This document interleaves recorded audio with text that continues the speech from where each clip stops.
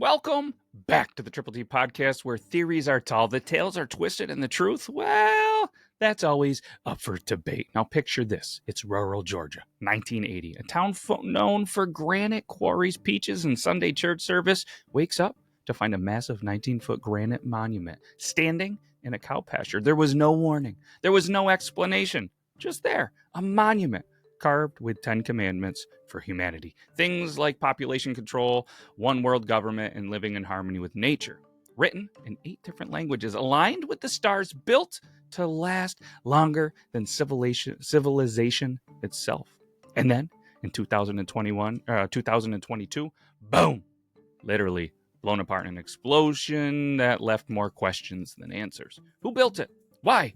And why destroy it after more than 40 years? Tonight, we're going to dive deep into the mystery of the Georgia Guidestones, sometimes called America's Stonehenge, sometimes called the Devil's Monument, but always surrounded by controversy. Well, you just painted a mighty fine picture of a mystery wrapped in a granite enigma, didn't you? We've got a town that's all about peaches and Sunday services suddenly waking up to their own little Stonehenge in a cow field.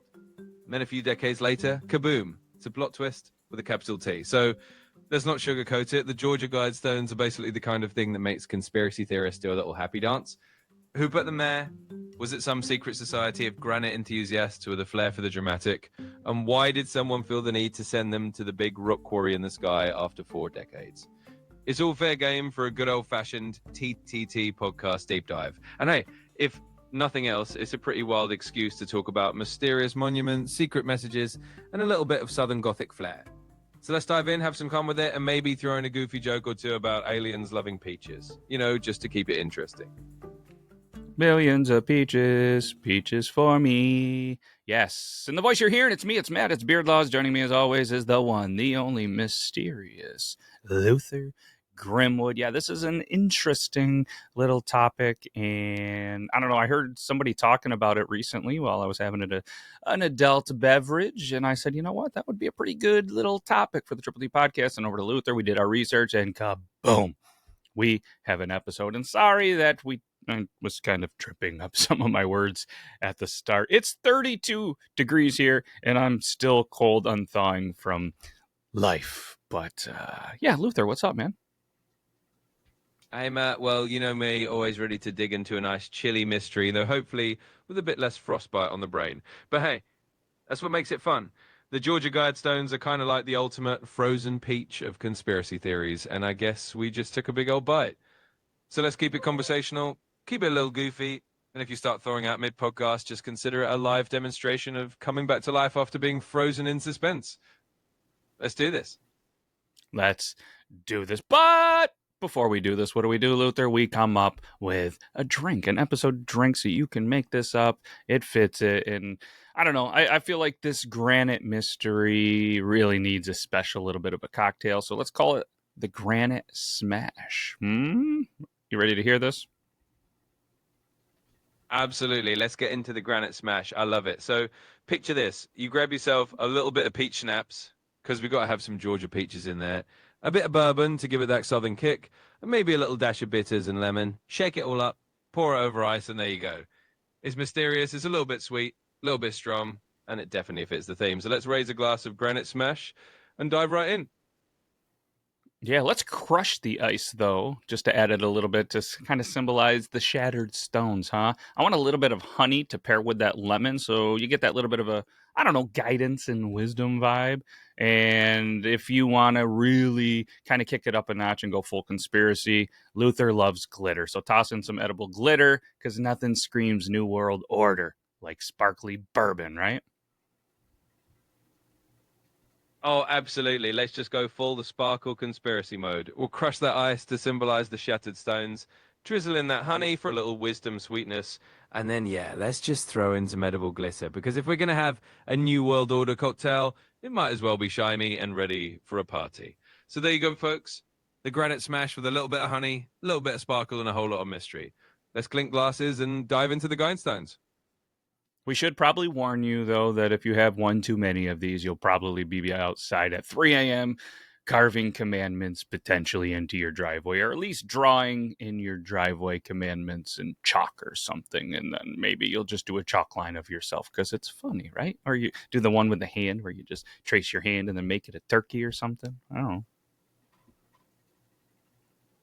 Exactly. So fair warning, folks. Enjoy the granite smash responsibly. Otherwise, you might just find yourself out there in the middle of the night, channeling your inner conspiracy artist with a piece of sidewalk chalk and a whole lot of giggles. And hey, if you're not with a chalk turkey on your driveway instead of a monument to world peace, at least you'll have a good laugh. So let's dive in, have fun with it, and remember, all conspiracies are best served with a little bit of humor and a whole lot of sparkle.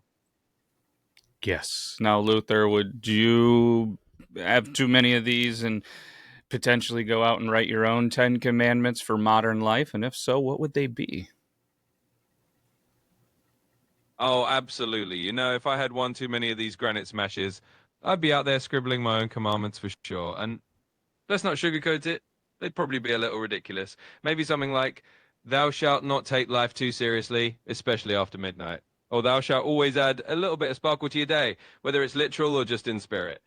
And of course, "Thou shalt always keep a sense of humor, even when dealing with mysterious monuments or weird podcasts." So yeah, I'd have a whole set of commandments that basically say, lighten up, have some fun, and always be ready for a bit of playful nonsense. I like it. I like it. All right.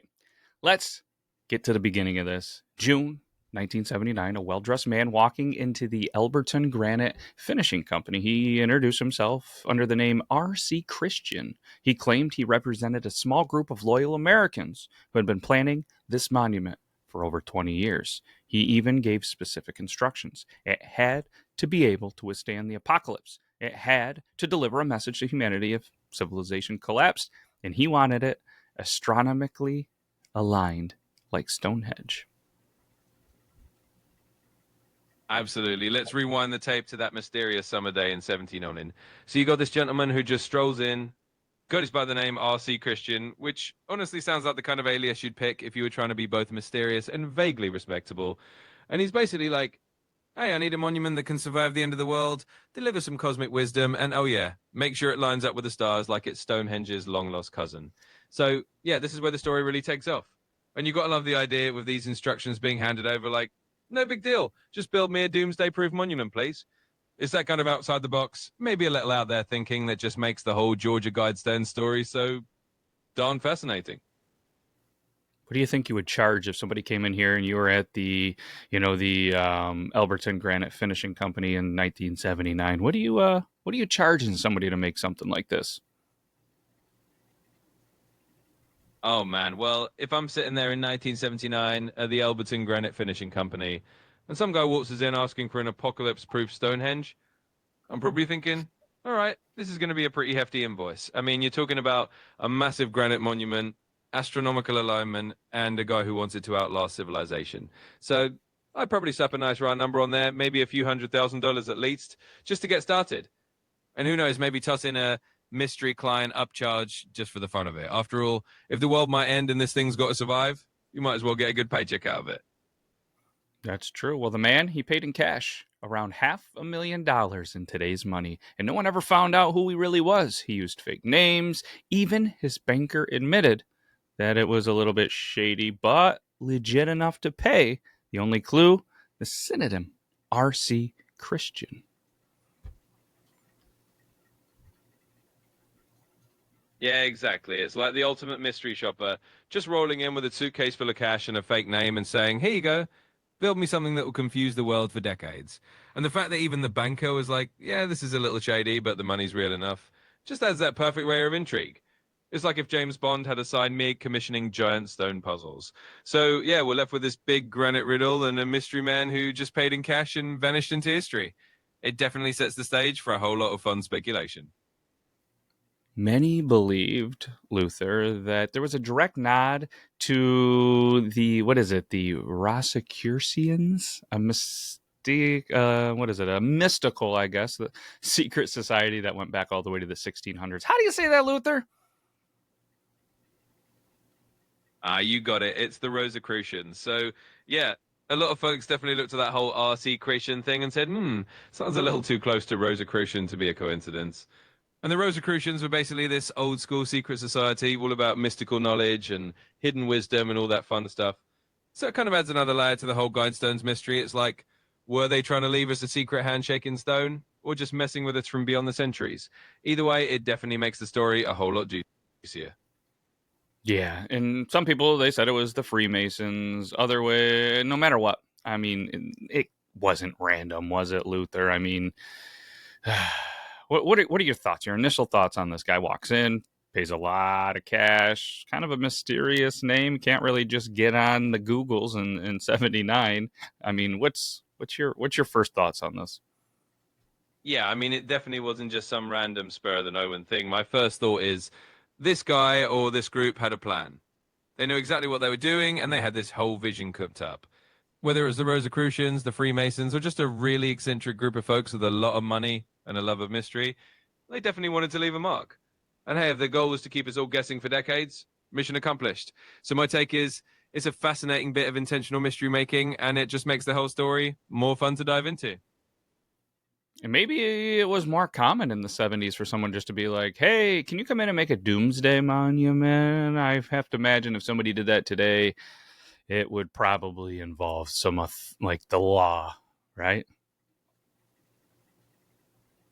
Oh, absolutely. I mean, in the 70s, maybe you could get away with a little more of that, just walk in and ask for a Doomsday Monument vibe.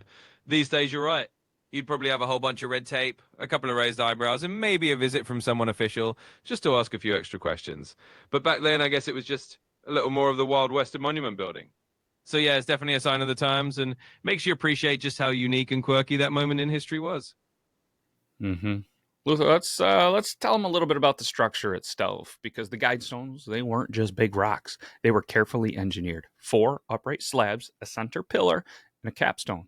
Total weight was 237,746 nearly 20 foot tall, and every piece was carved from local Elbert County blue granite. That's pretty specific. Yeah, absolutely. It's like they didn't just go big, they went super precise and super local with it. And I love that you pointed out it was all Elbert County blue granite because that just adds a little homegrown flavor to the whole mystery. It's like, hey, if we're going to build a weird monument, we're going to do it with our own backyard stone.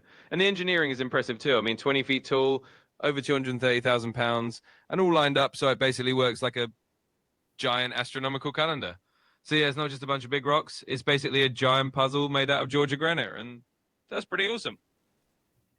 Yeah, you mentioned kind of like the astronomical calendar, and there was a lot of built-in features with this monument. There was a hole that was drilled through the central pillar, and it always aligned with the North Star. And then there was a slot that was carved in the stone that lined up with the sun during solstices and equinoxes.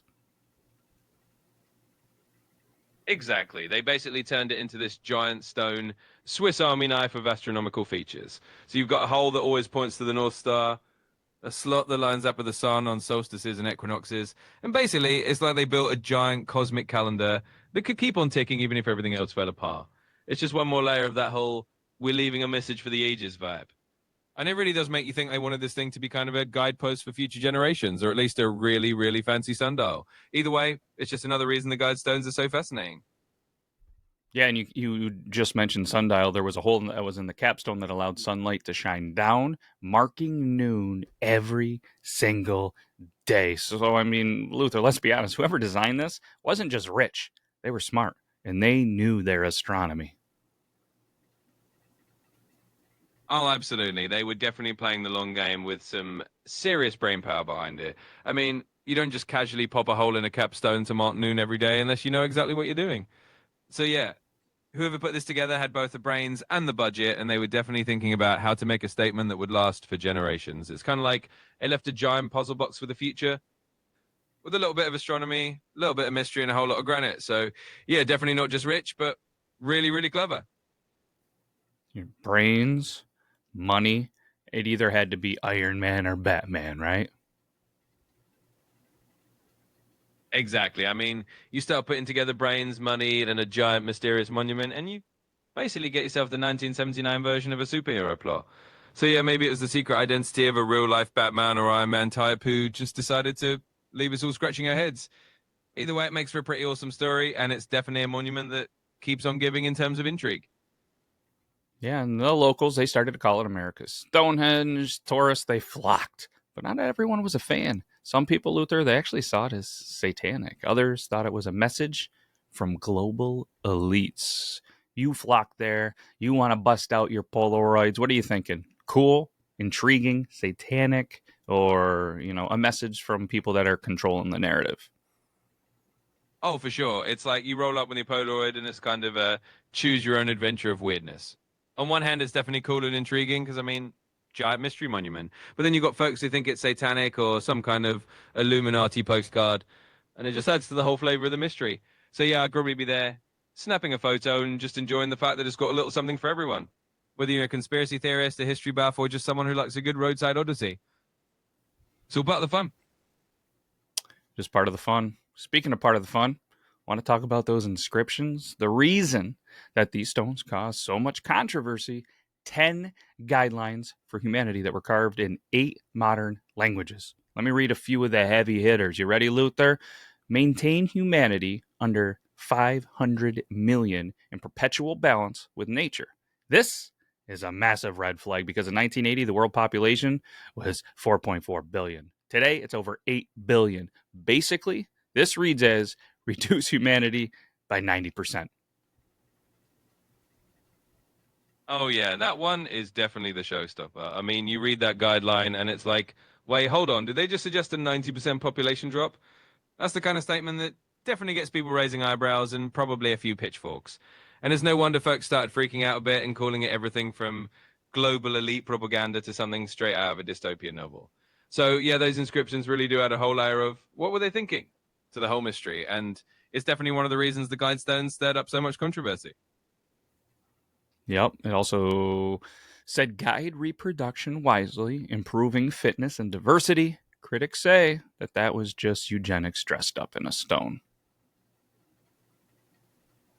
Yeah, exactly. I mean, when you start talking about guiding reproduction and improving fitness and diversity, it definitely gets a little dicey. It's like, okay, what exactly do you mean by that? And for a lot of people, it just sounded like eugenics with a prettier wrapping. So, yeah, it's no surprise that raised a whole bunch of red flags and got people pretty heated.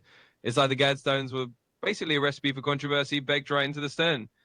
So, yeah, those inscriptions definitely gave people plenty to argue about and probably will for a long time. Yeah, and this next one, I kind of think it's a decent idea. Unite humanity with a living new language. Otherwise, one language, one global tongue. You know how much easier that would be to travel all over the world and we all spoke the same language? And I'm not out here even saying it needs to be the one that I barely can speak and read of. Like, I think it would just be pretty amazing. But I know a lot of people are not going to like that. And that is fine as well. It's just my opinion, and solely because I think it would have been so much selfishly so much easier for me in school to not have to learn another language. So I guess it's probably bad. I probably should learn more and learn more languages, right?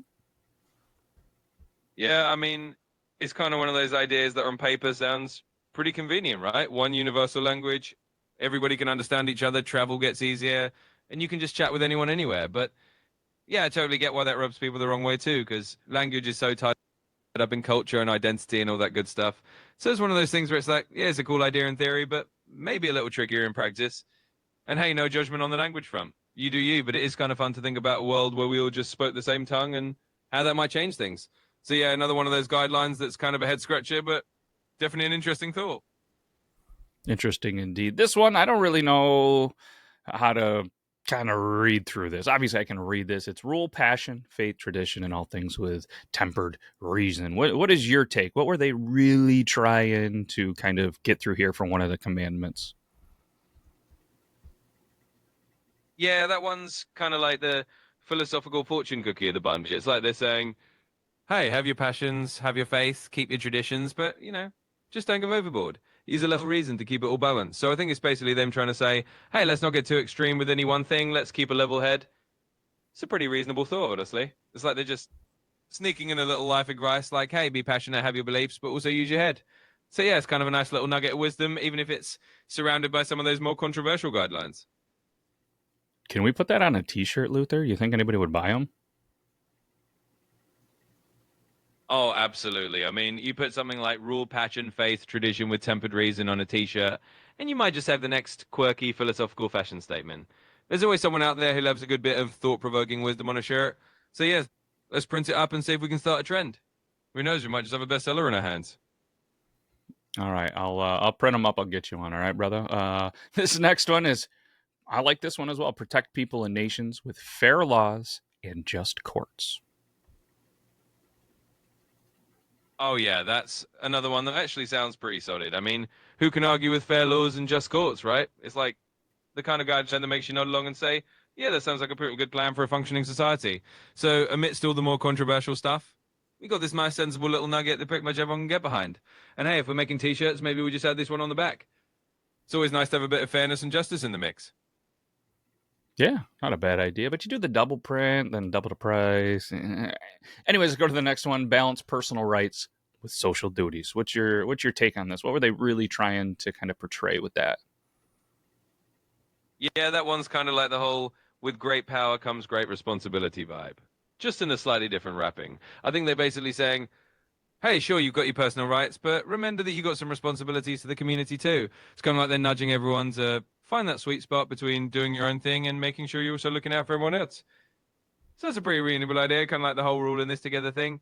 And yeah, maybe not a double print on the t-shirt, but definitely a decent little principle to toss into the mix.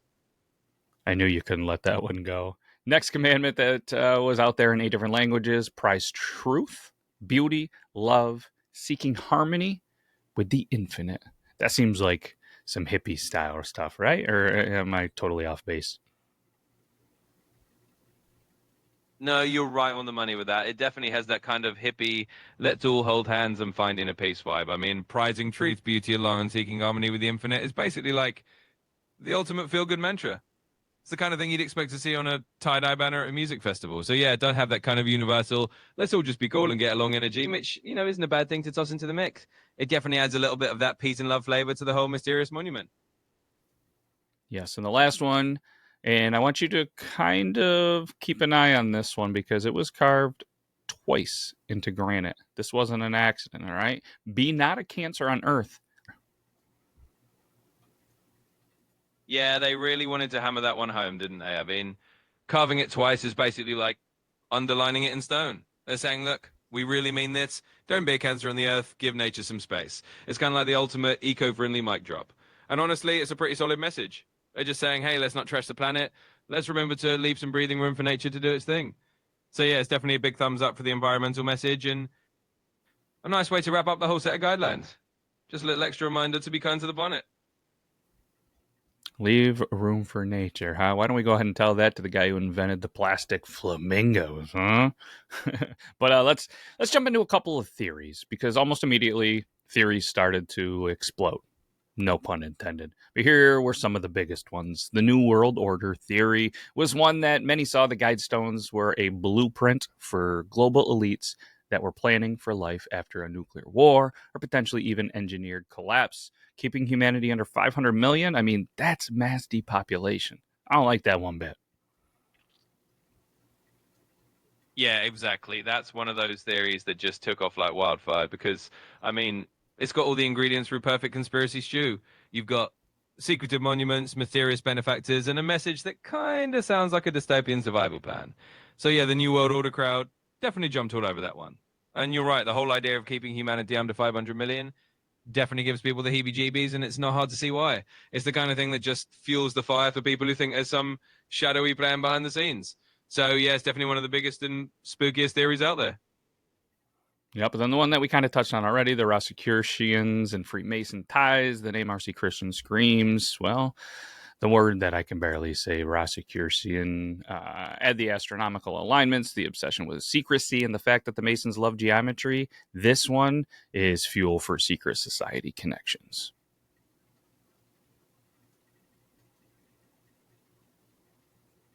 Oh, absolutely. I mean, you throw in a dash of Rosicrucian mystery, a sprinkle of Freemason geometry, and you basically got a full-blown secret society stew. And yeah, the name RC Christian is just like waving a big old flag saying, hey, maybe there's a hidden group behind all this.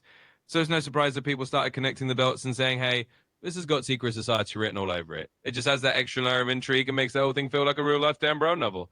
So yes, definitely fun to speculate about. Yep, some people said it was a doomsday clock and that the Guidestones were built as a countdown marker. If humanity hit the population or even the environmental thresholds carved on the stones, boom, reset time, as if it was an old Nintendo video game console.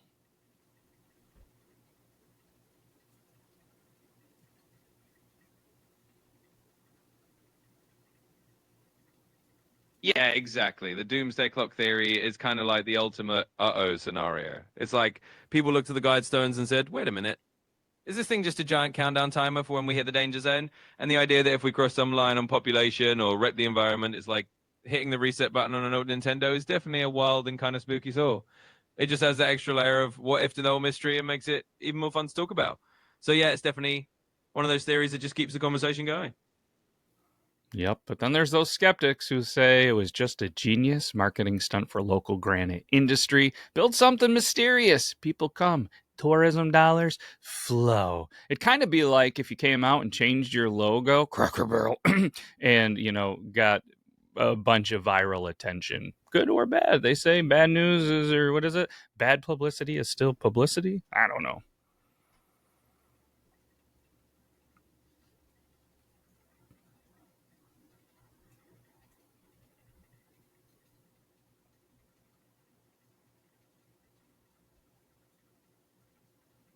Yeah, exactly. And honestly, that's kind of one of the more down to earth theories, right? It's like, hey, what if this was just the world's most elaborate tourism campaign for Alberton's granite industry? Build something super mysterious, get people talking, and suddenly you got tourists flocking in to see the local stone marvel. So yeah, the whole no such thing as bad publicity angle kind of fits right in there. And it's definitely a fun idea that maybe it was all just a genius stunt to put Alberton on the map. If that's the case, well, hats off to them because it definitely worked. It definitely did work. And then over the years, it was vandalized quite a bit. I mean, the Guidestones had people that would come up and write things like "Death to the New World Order," Satanists, and even biblical verses condemning the monument. 2008, a group called the Georgia Militia actually tried to petition to the county to just get rid of it, calling it an affront to God. Locals, they were split. Some saw it as quirky tourist attraction, others saw it as evil. But I don't know. I could see it either way, I guess. It is bringing tourism dollars. It is a thing, but is it really cursing the land or anything? But a little bit of a fun fact, Alex Jones actually once filmed a segment there calling it a sinister globalist command center. When Alex Jones calls you creepy, you might be creepy. Oh yeah, when Alex Jones rolls up and declares your granite monument a sinister globalist command center, you know you've officially made it onto the Conspiracy Hall of Fame. And yeah, it's kind of wild how the Godstones turned into this magnet for every kind of reaction, from graffiti to petitions to just plain old local head scratching. Is that everyone had an opinion and it became this cultural Rorschach test. So yeah, whether you saw it as a quirky roadside curiosity or something a little more ominous, it definitely kept people talking. And hey, if nothing else, it gave us one heck of a story to chat about. Mm-hmm. And then Luther, July 6th, 2022, at 4 a.m., a bomb ripped through one of the slabs, reducing it to rubble. Surveillance cameras caught the flash, but the bomber never was identified. Later that same day, the Georgia Bureau of Investigation declared the whole structure unsafe and bulldozed the rest. Just like that, gone. And of course, theories immediately explode again. Some believe the government itself wanted it gone. They didn't want that. They wanted to silence the conspiracy chatter. Others think it was the anti New World activists. And some think the original builders planned their demolition once their mission was complete. But here's the wildest detail, Luther. Despite surveillance cameras and a massive investigation, there was never a suspect. In today's world, you can't sneeze near a stoplight without being filmed, but somehow somebody blew up a global monument and just vanished. Oh yeah, that is just the perfect cherry on top of this whole mystery Sunday. I mean, in a world where you can't even jaywalk without showing up on five different security cameras, the fact that someone could just stroll up, blow up the Guidestones, and then vanish into thin air is like the ultimate plot twist. It's no wonder the theories went into overdrive. Was it the government trying to hush things up? Was it some underground group with a vendetta? Or was it just part of the grand plan all along? It's like the Guidestones didn't just leave behind a mystery, they left behind a whole buffet of them. And the fact that nobody ever got caught just makes it all the more intriguing. So yeah, the Georgia Guidestones definitely went out with a bang, literally, and left us all with a a whole lot of questions to chew on. Yeah, it's pretty wild that a monument that was built to survive an apocalypse didn't even survive potentially a redneck with fireworks. Weak. But here's a couple lesser known little facts about the Guidestones that most people miss in their research. There was a time capsule supposedly buried under the stones. The slab marking it had blanks where dates should have been. When they demolished the site in 2022, there was no time capsule. It was empty. Interesting, huh? The monument did include Babylonian stuff, some Egyptian hieroglyphics, Sanskrit, and classical Greek etched onto the capstone, a nod to ancient civilizations, and the dimensions were mathematically precise. Each stone was 1.98 meters wide. That's not random. It matched units used in sacred architect. And the total cost was over $100,000 in 1979, which is $500,000 today. And again, we mentioned earlier, was paid through pretty complicated banking moves to conceal the donor's identity. Even the banker said he swore to secrecy and died never revealing the truth. And the local granite company president said that old R.C. Christian admitted that wasn't his real name, but Christian supposedly left behind a book explaining the philosophy. Copies exist, they're rare, but they're real, and they're out there. And this is one that kind of freaks people out because the monument was aligned to track an 18.6 year lunar cycle, something only serious astronomers or even ancient cultures usually mess with. Yeah, see, it's those little details that just make the whole thing even juicier. I mean, you've got this whole buried time capsule that turns out to be a big old nothing burger. You've got ancient languages and mathematical precision that just screams, hey, we knew what you were doing. And then there's that 18.6-year lunar cycle alignment that's just next level astronomical nerdiness. It's like whoever did this really wanted to make sure it was as mysterious and brain tickling as possible. And the fact that the identity of the people behind it is still hidden away just adds that final layer of intrigue. So, yeah, it's no wonder the Guidestones became such a magnet for all these theories and stories. It's just the gift that keeps on giving. Mm-hmm. In their 42 years of existence, the Guidestones became one of America's weirdest tourist attractions. They appeared in documentaries, music videos, conspiracy books, and even video games. Some locals, they were glad they were destroyed. They saw them as evil. Others, they mourned it. Not because they believed the message, but because, well, Alberton lost its, claim to fame. And today, the Guidestones live on mostly online, photos, videos, and conspiracy forums, even in rubble.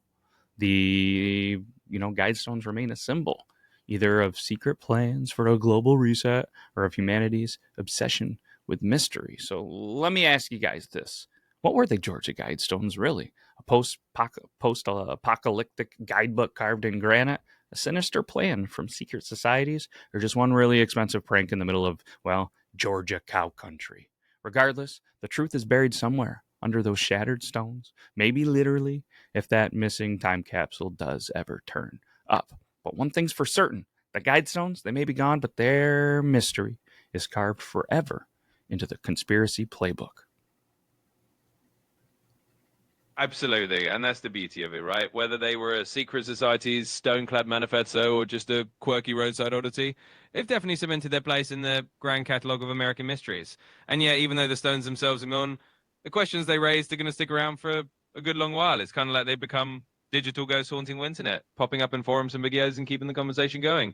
So whether you think they were a serious warning or just a bizarre art project, the Georgia Guidestones definitely left their mark. And hey, if that time capsule ever does show up, you can bet the conspiracy world's going to have a field day. But until then, it's all just part of the fun. Absolutely. Thanks, Luther, for being here. Thanks, everybody, for listening. This has been the Triple T Podcast, where the truth is always taller than the stones they try to hide. We'll be back next week. Hopefully, you enjoy your week, your day, your month, your year. Take care, everybody. Absolutely. Thanks for having me along for the ride. It was a blast diving into all these twists and turns with you. So, yeah, everybody out there, keep those curiosity gears turning, and we'll catch you on the next one. Take care. Bye-bye.